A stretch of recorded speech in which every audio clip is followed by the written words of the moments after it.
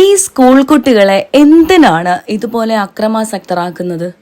ഒരൊറ്റ എണ്ണത്തിന് പോലും ഒരു കുട്ടിത്വവും ഇല്ല, മര്യാദയും ഇല്ല. ഈ മാതാപിതാക്കളും അധ്യാപകരും കുട്ടികളും ഒന്നിനൊന്ന് മെച്ചം. ഈ തൊലിഞ്ഞ കലോത്സവം എന്തിനാണ് ഇക്കാലത്ത് നടത്തുന്നത്? വെറുതെ പണം ദൂർത്തടിക്കാനാണ്. ഇങ്ങനെയാണ് ഇപ്പോഴത്തെ കലോത്സവങ്ങളുടെ ഡീറ്റെയിൽസുകൾ കാണുമ്പോൾ, അവരുടെ പ്രിവ്യൂകൾ കാണുമ്പോൾ, ഓൺ റീലുകൾ കാണുമ്പോൾ ആൾക്കാർ പ്രതികരിക്കുന്നത്. കുറച്ച് ആൾക്കാരുടെ പ്രതികരണങ്ങളിലൂടെ ഒന്ന് പോയാലോ? തീർച്ചയായിട്ടും നിങ്ങൾ എപ്പോഴെങ്കിലും ചിന്തിച്ചിട്ടുണ്ടോ, ഈ കലോത്സവം എന്ന് പറയുന്ന സംഭവം എപ്പോഴും നമുക്കൊരു കോമഡി പോലെയാണ് ഇപ്പോൾ തോന്നുക. കാര്യം കലോത്സവം കഴിഞ്ഞിട്ട് കാണുന്ന ഈ ചെറിയ ചെറിയ ുള്ള വീഡിയോകൾ, ഈ പ്രിവ്യൂകൾ, ഇതൊക്കെ നമ്മൾ കാണുമ്പോഴത്തേക്ക് നമുക്ക് ചിരിയാണ് ആക്ച്വലി വരുന്നത്. ഓരോ കുട്ടികളും ഭയങ്കരമായിട്ട് വികാരഭരിതരാവുകയാണ്. ആക്ച്വലി കഴിവ് തെളിയിക്കാൻ ഇന്നത്തെ കാലത്ത് ഒരു ലോഡ് പ്ലാറ്റ്ഫോം ഉണ്ടടേ. ഇപ്പോഴും ഇതിൻ്റെ പിന്നിലല്ലേ ആൾക്കാർ പോകുന്നത്? എന്തിനാണ് ഇങ്ങനെ ചെയ്യുന്നത്? ഇതൊക്കെ എന്നോ നിർത്തേണ്ട സമയം കഴിഞ്ഞു. നടത്തുന്നതാണെങ്കിൽ പണമുള്ളവർക്ക് വേണ്ടി. ആക്ച്വലി ഇങ്ങനെയല്ലേ കലോത്സവങ്ങള്? സ്കൂൾ കലോത്സവങ്ങൾ വെറും പ്രഹസനങ്ങൾ മാത്രമായി മാറുകയാണ്. അർഹതയുള്ളവർ പുറത്തും പിടിപാടുള്ളവർ അകത്തും. വർഷങ്ങളായിട്ട് നമ്മൾ കണ്ടുവരുന്ന ഒരു കോമഡി അല്ലേ ഇത്? ഈ സമ്പന്നരായ രക്ഷിതാക്കളുടെ കുട്ടികൾ മാത്രം അപ്പീൽ നൽകിയാൽ മതി എന്നാണ് സർക്കാരിന്റെ നിലപാട്. ഈ പാവപ്പെട്ട കുട്ടികൾ എങ്ങനെയാ സാറേ 10,000 കൊടുത്ത് അപ്പീലിന് പോവുക? ഇത്തരം വകതിരിവില്ലാത്ത പരിപാടികൾ അവസാനിപ്പിക്കണം. ഇങ്ങനെ കുറേ പേര്, കുറേ ജനങ്ങൾ ഓരോ സോഷ്യൽ മീഡിയാസിൽ ഈ കലോത്സവവുമായി ബന്ധപ്പെട്ട് വരുന്ന വീഡിയോകൾക്ക് താഴെ കമന്റ് ചെയ്യുന്നുണ്ട്. എന്താണ് നിങ്ങളുടെ അഭിപ്രായം? ഒന്നെങ്കിൽ ഈ തോൽവിയൊക്കെ ആ ഒരു സ്പിരിറ്റിൽ എടുക്കുക. ജയം എന്ന് പറയുന്നതും തോൽവി എന്ന് പറയുന്നതും ഒരു എക്സ്പീരിയൻസ് ആണ്. അത് ആ രീതിയിൽ എടുത്താൽ പോരെ. നവ്യ നായർ എന്ന് പറഞ്ഞ ഒരു നായിക പണ്ട് കരഞ്ഞത് നമ്മൾ ഓർക്കുന്നുണ്ട്. സീരിയസ്ലി ആ കാലത്ത് അത്രയും റിയലിസ്റ്റിക് ആയിട്ട് അവർ കരയാൻ തുടങ്ങി. അന്ന് തൊട്ട് നമ്മൾ കാണാൻ തുടങ്ങിയാണ് ഈ കരച്ചിലും ഒപ്പാരിയും വീഴ്ചിലും ഒക്കെ. ഇതുവരെ ഇതൊന്നും നിർത്താറായില്ലേ? ആക്ച്വലി ഒന്നുകിൽ ഈ സ്കൂൾ കലോത്സവങ്ങൾ സ്കൂൾ ലെവലിൽ വരെ നടത്തി അങ്ങ് അവസാനിപ്പിക്കുക.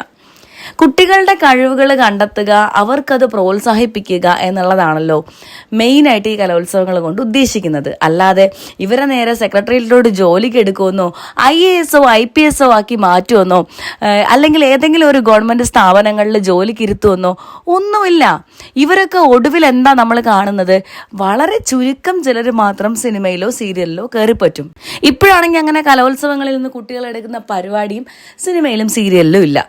കഴിവും അതുപോലെ നിറവ്യത്യാസം ഒന്നും നോക്കാതെയാണ് ഇപ്പോൾ സിനിമയിലേക്ക് ആൾക്കാർ കയറുന്നത്. സോ അതിന് ഒരു ചാൻസ് ഇല്ല എന്ന് തന്നെ ഒരു പരിധി വരെ പറയാം.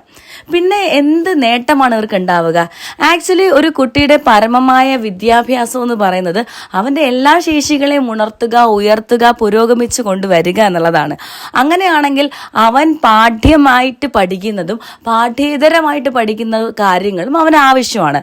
സോ അവൻ്റെ സ്കൂൾ ലൈഫ് അല്ലെങ്കിൽ കോളേജ് ലൈഫ് തീരുന്നിടം വരെ ഇത് പോരെ?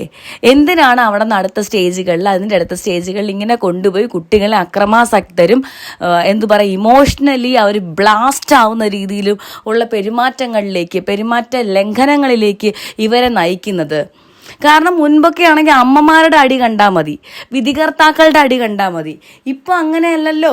ഇപ്പൊ കുട്ടികളാണ് ഡയറക്ടർ തെറി വിളിച്ചുകൊണ്ട് മുന്നിലേക്ക് വരുന്നത്. ഭയങ്കര മോശമായിട്ടാണ് അവർ ബിഹേവ് ചെയ്യുന്നത്. അപ്പോൾ ഒരു പെരുമാറ്റത്തിന്റെ ദൂഷ്യവശങ്ങളാണ് നമുക്ക് ഇവിടെ കാണാൻ കഴിയുന്നത്. ഇതല്ലല്ലോ വിദ്യാഭ്യാസത്തിലൂടെ, ഒരു വിദ്യാലയത്തിലൂടെ, ഒരു കലാലയത്തിലൂടെ ഒരു കുട്ടി നേടേണ്ടത്. അപ്പൊ ഇങ്ങനെയുള്ള പ്ലാറ്റ്ഫോമുകൾ ഒഴിവാക്കുക. കാര്യം ഇതുകൊണ്ട് യാതൊരു പ്രയോജനമില്ല. ഇന്നത്തെ കാലത്ത് ഒരു ഫോൺ ഉണ്ടെങ്കിൽ അല്ലെങ്കിൽ ഒരു ചെറിയൊരു ക്യാമറ ഉണ്ടെങ്കിൽ നമുക്ക് തന്നെ നമ്മുടെ കഴിവുകൾ തെളിയിക്കാൻ ഒരുപാട് വേദികളുണ്ട്.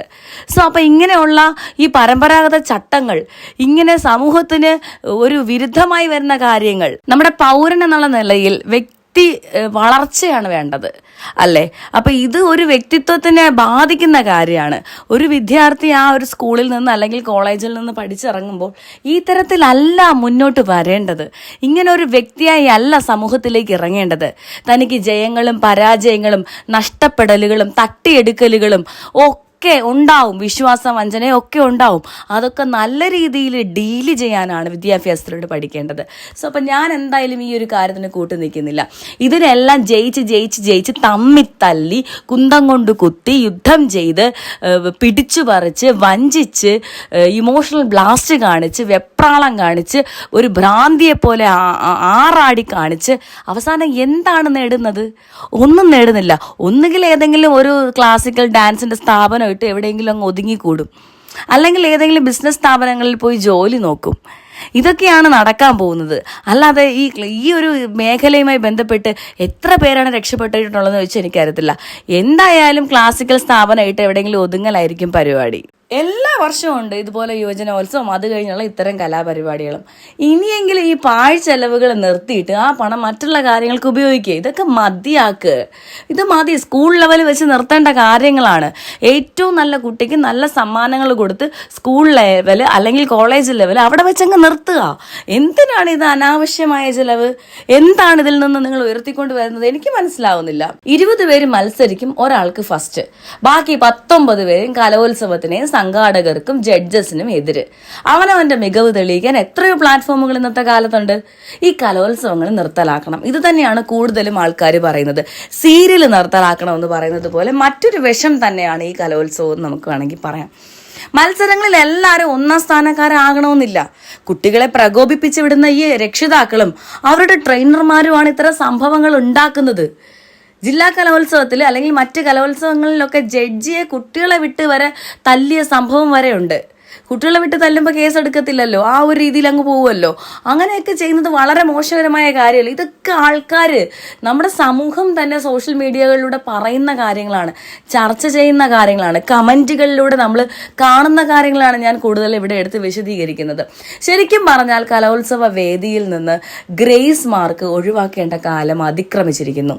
ഈ കുട്ടികൾ ഏതെങ്കിലും സ്ഥാപനത്തിൽ ഇതേ കലാവിഭാഗത്തിൽ ഉന്നത പഠനത്തിന് ചെല്ലുകയാണെങ്കിൽ അവിടെ അവർക്ക് ഗ്രേസ് മാർക്കോ മുൻഗണനയോ അനുവദിക്കുന്നതിൽ അർത്ഥമുണ്ട്. എന്നാൽ ഈ പിള്ളേരുടെ കാര്യം അറിയില്ല. പക്ഷെ പലരും ഇത്രത്തോളം വികാരഭരിതരാകുന്നത് പ്രത്യേകിച്ചും രക്ഷകർത്താക്കൾ കലയോടുള്ള സ്നേഹം കൊണ്ട് മാത്രമൊന്നും അല്ല കേട്ടോ. ഗ്രേസ് മാർക്ക് ഒഴിവാക്കുകയാണെങ്കിൽ യഥാർത്ഥ താല്പര്യമുള്ളവർ വന്ന് മത്സരിക്കും. 14 ജില്ലയിൽ നിന്നും ഇരട്ടിയിലധികം മത്സരാർത്ഥികൾ അപ്പീലിലൂടെ വരുന്ന അവസ്ഥ ഒഴിവാക്കാൻ പറ്റും. എന്റെ കുട്ടി അഥവാ ഞാൻ പരാജയപ്പെട്ടാൽ സംവിധാനങ്ങൾ മുഴുവൻ തെറ്റാണെന്ന് പറയുന്ന ഒരു രീതി വ്യാപകമായിട്ടുണ്ട്. എപ്പോഴും പരാജയപ്പെട്ടവരുടെ എണ്ണമായിരിക്കുമല്ലോ കൂടുതൽ. പങ്കെടുക്കലാണ് പ്രധാനം എന്നൊക്കെ എത്ര പറഞ്ഞാലും അതൊന്നും ആരുടെയും മനസ്സിന്റെ ആഴങ്ങളിലേക്ക് എത്തിയിട്ടുണ്ടെന്ന് എനിക്ക് തോന്നുന്നില്ല. SSLC റാങ്ക് നിരോധിച്ച് A+ ആക്കിയതുപോലെ ഇതും അങ്ങ് നിർത്തണം. ഈ കലോത്സവമൊക്കെ നിരോധിക്കേണ്ട കാലം അതിക്രമിച്ചു കഴിഞ്ഞിരിക്കുന്നു. ഇവിടെ മാറ്റിരിക്കുന്നത് പ്രതിഭകളല്ല, ആർത്തി പൂണ്ട രക്ഷിതാക്കളും പരിശീലകരും സ്കൂളുകളുമാണ്. മത്സരാർത്ഥികൾക്ക് കിട്ടുന്നത് ഇത്തരത്തിൽ അമിതമായ മാനസിക സംഘർഷവും. എന്താണ് നിങ്ങളുടെ അഭിപ്രായം?